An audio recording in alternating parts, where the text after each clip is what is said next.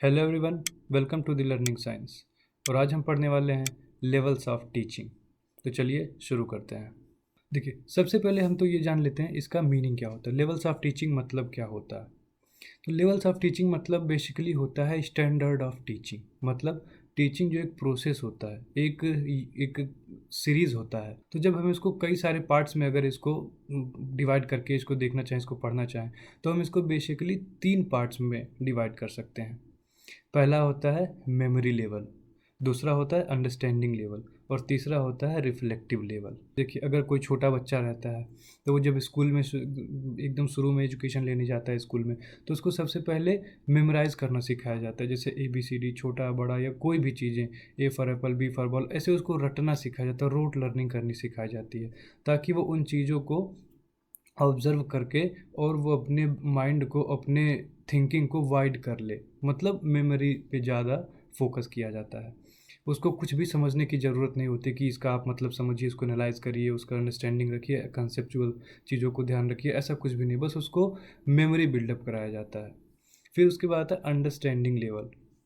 जैसे understanding level मतलब समझिए, जब जब किसी को कुछ पढ़ाया जाता है, जब हल्का सा वो स्कूलिंग, सेकेंडरी स्कूलिंग होती है या हाई स्कूल होता है, इंटरमीडिएट स्कूल, इन सब क्लासेस में, इन सब स्कूल में पहुंचने के बाद जब बच्चे को ये भी सिखाया जाता है कि मेमोरी के अलावा आपको समझना भी ज़रूरी होता है। जैसे आपको कोई चीज़ बताया जा रहा है, तो उसको आप एनालाइज़ कर लीजिए। जैसे कोई चीज़ पढ़ाई गई तो उसको बस रोट लर्निंग नहीं, उसको आप जो भी समझिए, आपके माइंड में एक इमेज, एक इम्प्रेशन बनना चाहिए कि वो कह क्या रहा है। उसको अपने लैंग्वेज में आप एक्सप्लेन कर पाइए।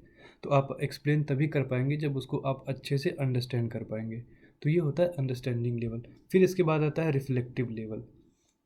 रिफ्लेक्टिव लेवल क्या होता है? रिफ्लेक्टिव लेवल मतलब होता है, आपने किसी चीज़ को याद कर लिया, उसको समझ लिया, अब उसके बाद उसको अपने हिसाब से कई सारे पार्ट्स में डिवाइड करके, क्रिटिकल उसका एग्जामिनेशन, क्रिटिकल एनालाइज, और उस पर अपनी राय दे पाइए कि मतलब ये सही है, नहीं सही है, इसमें क्या ऐड होगा, क्या ड्रॉप होगा, उसमें मॉडिफिकेशन जब आप कर सकते हैं, तो वो होता है रिफ्लेक्टिव लेवल। तो इन्हीं 3 लेवल के बारे में आज हम पढ़ेंगे। तो ये basically memory level, understanding level, reflective level. देखिए, यहाँ फिगर से समझ सकते हैं, सबसे होता है नीचे मेमोरी लेवल। मतलब जब बच्चा पढ़ना शुरू करता है तो वो मेमोरी स्टेज पे रहता है, उसको बस केवल याद चीज़ें कराई जाती हैं। ये होता है थॉटलेस। मतलब आपको कुछ भी सोचने की ज़रूरत नहीं होती, और ना आपको इस पर सोचने पे ज़रूरत, फोकस करना होता है। फिर होता है, इसके बाद आता है अंडरस्टैंडिंग लेवल। अंडरस्टैंडिंग लैंग्वेज में आपको रोट लर्निंग के अलावा उन सारी चीज़ों को ध्यान से समझने की भी ज़रूरत होती है। फिर आता है रिफ्लेक्टिव लेवल। मतलब आप उसको चीज़ों को रोट लर्निंग करके, उसको समझ करके अपनी राय उसको दे पाइए, उसमें कुछ ऐड या ड्रॉप, और उसको मॉडिफाई कर पाइए। ये होता है रिफ्लेक्टिव लेवल। तो चलिए हम इन्हें बारी बारी से आगे की स्लाइड में देखते हैं। सबसे पहला है मेमोरी लेवल ऑफ टीचिंग।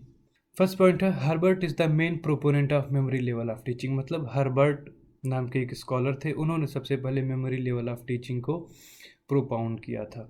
ये आप नाम याद कर लीजिएगा, एक बार ये कोई प्रीवियस ईयर में पूछा गया है, ये who is the proponent of the memory level of teaching, तो आप इसको याद कर लीजिएगा, हर्बर्ट थे वो। It is the initial stage of teaching. मतलब ये जब कोई भी स्टूडेंट सबसे पहले वो लर्निंग प्रोसेस में एंटर करता है, मतलब वो कुछ भी सीखने जाता है, तो सबसे पहले इसी स्टेज से होकर गुजरता है, memory level of teaching. This is the basic level of teaching. Second, objective of memory level teaching is just to impart information और नॉलेज टू द लर्नर। मतलब इस मेमोरी लेवल टीचिंग का सबसे मेन ऑब्जेक्टिव, सबसे main aim ये होता है कि बस उस किसी को, लर्नर को इंफॉर्मेशन, फैक्चुअल या कॉन्सेप्चुअल इंफॉर्मेशन ही देना होता है। मतलब जैसे एक टीचर है, वो एक क्लास में पढ़ा रहा है, वो स्टूडेंट को आया, अपना लेक्चर प्रिपेयर करके, वो जो बना के लाया लेक्चर, वो एकदम डिलीवर कर दिया। बच्चा वो समझ गया, उसको राइट डाउन कर लिया या रोट लर्निंग कर लिया, उसको याद कर लिया। ये होता है मेमोरी लेवल ऑफ टीचिंग। इसमें कुछ भी समझने की ज़रूरत नहीं होती, बस जैसा टीचर पढ़ाया वैसा वो याद कर लिया या राइट डाउन कर लिया। Teacher dominated method. इस टीचिंग मेथड का ये एक इम्पॉर्टेंट एस्पेक्ट ये है कि ये टीचर डोमिनेटेड होता है। मतलब इस टीचिंग में पूरी कंट्रोल टीचर के हाथों में होती है, इसमें स्टूडेंट की कोई एक्टिव रोल नहीं होती है। Passive role of learner. Student की पॉइंट ऑफ व्यू इसमें इस टीचिंग मॉडल में बिल्कुल भी नहीं ली जाती। ये पूरी तरीके से टीचर सेंट्रिक मॉडल होता है। नेक्स्ट है nature of motivation is extrinsic. Extrinsic मतलब क्या होता है ये समझ लीजिए पहले। एक्सट्रिंसिक मतलब होता है मोटिवेशन फ्रॉम आउटसाइड। मतलब ये आपके भीतर से, आपके अंदर से नहीं आती कि मुझे पढ़ना है, मुझे अच्छा परफॉर्म करना है। ये आपको बाहर से दिलाई जाती है। जैसे कोई टीचर है, वो क्लास में आपको आज आपको ये पढ़ना है, आज का आपका गोल ये है, वो आएंगे और वो टॉपिक पूरा कंप्लीट करवा देंगे। ये होता है motivation extrinsic. Second, the evaluation system mainly includes oral, written और एसे टाइप क्वेश्चंस। मतलब जब ये टीचिंग लेवल पूरी होने वाली होती है तो जो एवोल्यूशन किया जाता है, एवोल्यूशन मतलब असेसमेंट यानी एग्ज़ाम, स्कूल लेवल पे एग्ज़ाम। जब इसमें एवोल्यूशन सिस्टम मेनली होता है ओरल मौखिक, रिटन और एसे टाइप क्वेश्चंस। मतलब पूरी टीचिंग प्रोसेस में टीचर के द्वारा जो भी सिखाया, जो भी पढ़ाया गया है, वो आपसे मौखिक या लिखित रूप में एग्ज़ाम ही होता है। बाकी जैसे अलग होता है, प्रोजेक्ट वर्क होता है, केस स्टडी होता है, सर्वे वगैरह, ये सब किसी भी इन सब चीज़ों का कोई रोल नहीं होता मेमोरी लेवल में।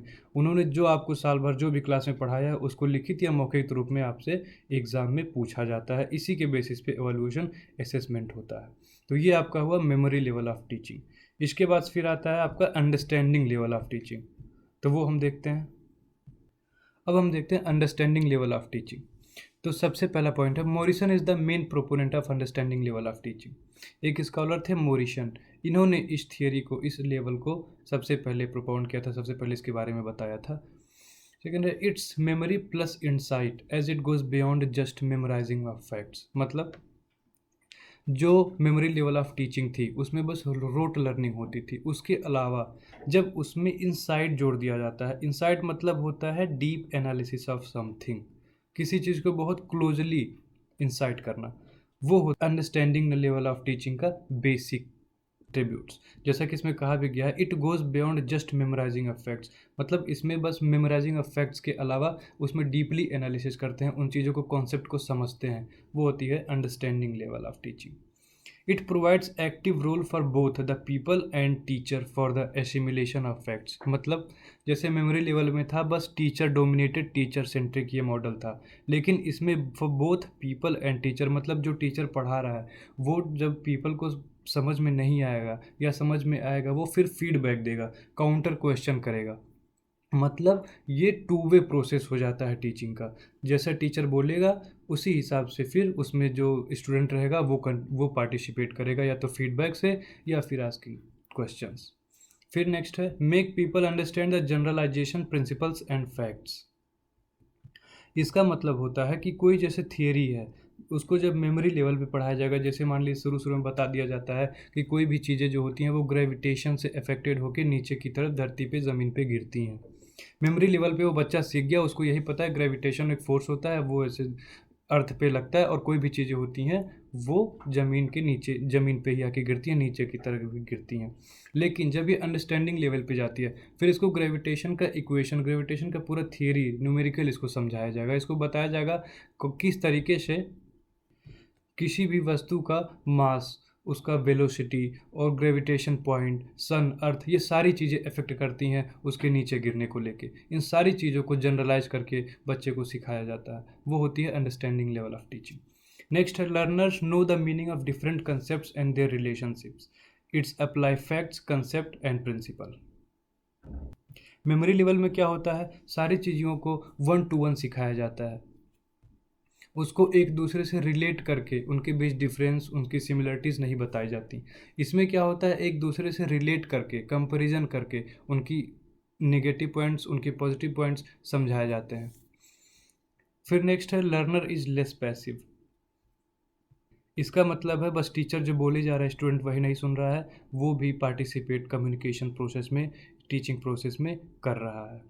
लास्ट है, the evaluation system mainly includes both essays and objective type questions. इन सब सारी टीचों इन सब सारी चीज़ों को पढ़ाने के बाद जब लास्ट में एवेलुएशन होता है, असेसमेंट होता है स्टूडेंट का, तो जो एग्ज़ाम लिया जाता है उसमें बेसिकली मेनली एस्से टाइप क्वेश्चंस और ऑब्जेक्टिव टाइप क्वेश्चन के बेसिस पे ही होता है।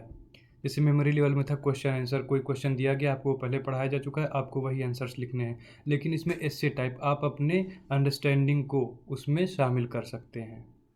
तो ये हुआ अंडरस्टैंडिंग लेवल ऑफ टीचिंग। अब फिर हम नेक्स्ट पढ़ते हैं last, reflective level of teaching. दूसरा और लास्ट लेवल ऑफ टीचिंग है रिफ्लेक्टिव लेवल ऑफ टीचिंग।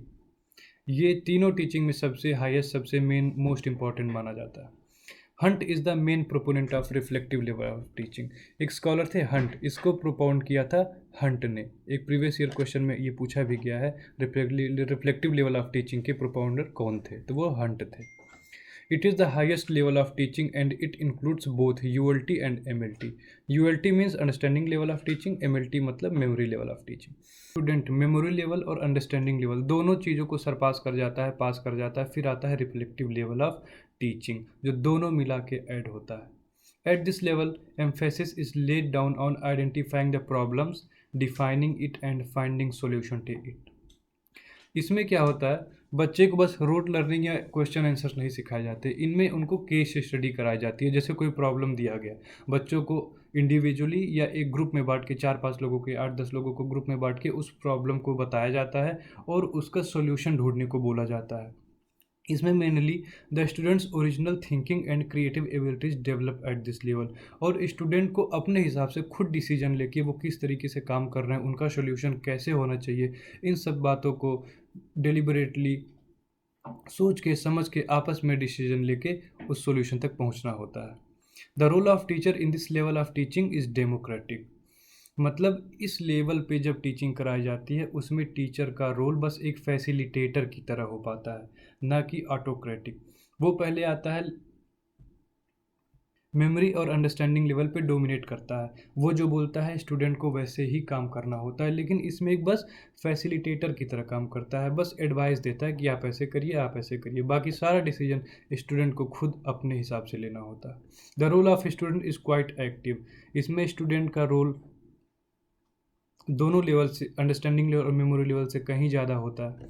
इससे type test is used for evaluation, attitude, belief and involvement are also evaluated. मतलब इसमें बस आप कॉपी पेज, कॉपी कलम की ही एग्ज़ाम नहीं होती है, इसमें आप किसी से किस तरीके से बात करते हैं, आपका एटीट्यूड क्या रहता है, आपके बिलीव्स, आपके आइडियोलॉजिकल व्यू, ये सारी चीज़ें मैटर करती हैं कि आप किस तरीके से सोसाइटी से इंटरेक्ट करते हो, उनको अफेक्ट करते हैं। मतलब इसमें एक पर्सनैलिटी का डेवलपमेंट कराया जाता है और उसका असेसमेंट किया जाता है कि एज ए इंडिविजुअल आप सोसाइटल एरिया में किस तरीके से अपना काम, अपने विचारों को ले जाते हैं और उन्हें अफेक्ट करते हैं। तो इन सारी चीज़ों को मिला के लास्ट में ये कहना सही होगा कि पहले मेमोरी लेवल, अंडरस्टैंडिंग लेवल को ऐड करके जब जो लेवल बनाई जाती है वो होती है रिफ्लेक्टिव लेवल, और ये सबसे हाईएस्ट फॉर्म माना जाता है।